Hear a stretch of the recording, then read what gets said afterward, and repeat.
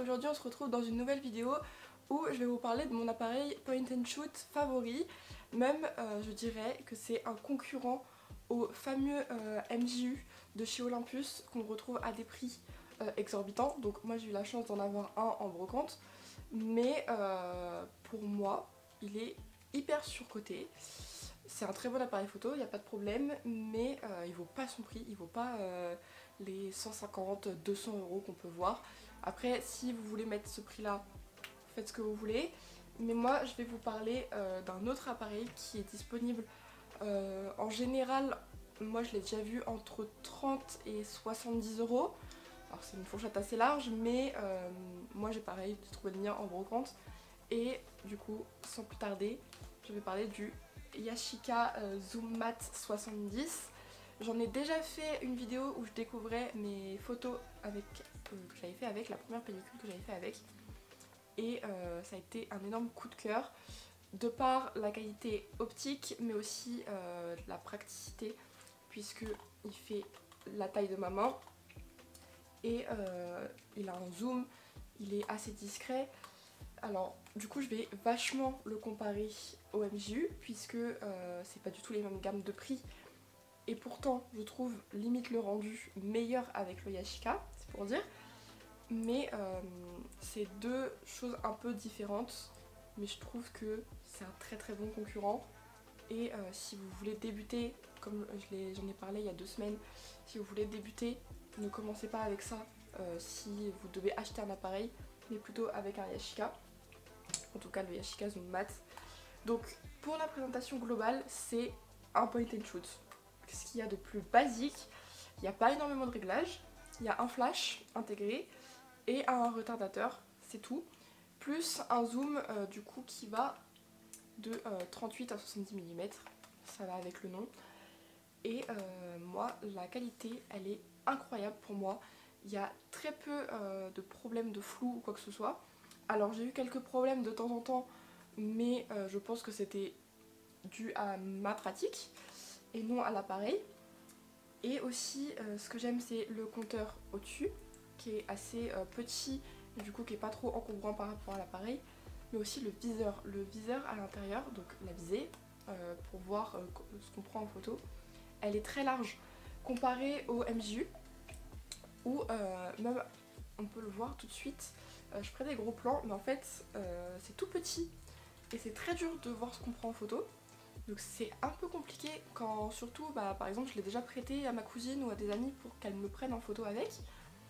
Et elle me disait mais j'arrive pas à voir ce que je prends dans l'appareil, je comprends pas, j'arrive pas à bien placer mon œil, etc. Donc c'est vrai que c'est un coup à prendre, que celui-ci, la visée elle est assez large et on voit très bien dedans, je trouve que c'est assez clair, alors que dans la visée du MJU, c'est beaucoup plus foncé. Donc voilà pour ça. Donc je vais quand même l'allumer. Voilà, donc le bruit d'allumage il est pas discret, mais je trouve que pour un point and shoot, c'est pas trop compliqué. Le bruit du déclenchement, il est pas hyper agréable. Bon là il n'y a pas de pellicule, mais il est pas hyper agréable non plus. Mais on se fait pas trop repérer.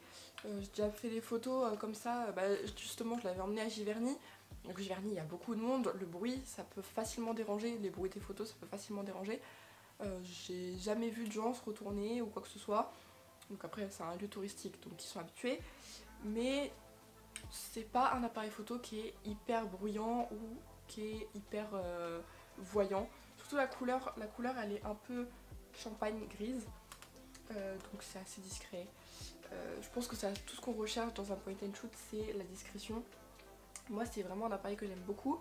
Donc comme j'ai dit, il zoome à 70 mm. Voilà. C'est pas un zoom énorme, mais c'est largement suffisant pour les photos de vacances, les photos de soirée et tout ça. Donc c'est vraiment un appareil photo qui est un peu tout terrain. J'ai pas essayé de faire de la street avec parce que je me suis pas encore mise à la photo de street comme j'avais dit. Mais pour les photos que j'ai pu faire avec, honnêtement, je suis vraiment satisfaite. Il y a certains appareils où j'ai eu certains problèmes de flou quand je zoomais beaucoup. Celui-là, j'ai jamais eu de problème. J'ai eu des fois des problèmes de prise de vue, mais c'était de ma faute. Et franchement, c'est l'appareil photo pour moi le meilleur pour débuter. Alors j'ai eu beaucoup de point and shoot, on peut en voir beaucoup sur ma chaîne, etc. J'en ai trouvé un autre récemment en brocante qui est de la marque Olympus aussi, un super zoom 80G. Donc je ferai aussi peut-être la différence puisque je vais le tester celui-ci cet été sûrement. Mais c'est des appareils photo de brocante, donc ils valent pas forcément le prix qu'ils valent sur le marché.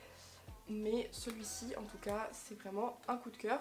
Je mettrai des photos juste ici de ce que j'ai pu faire et surtout que j'ai pu voir aussi ce que ça donnait imprimé, puisque il y a pas mal des photos que j'ai fait dans mon livre photo que j'avais fait avec Salle Digital.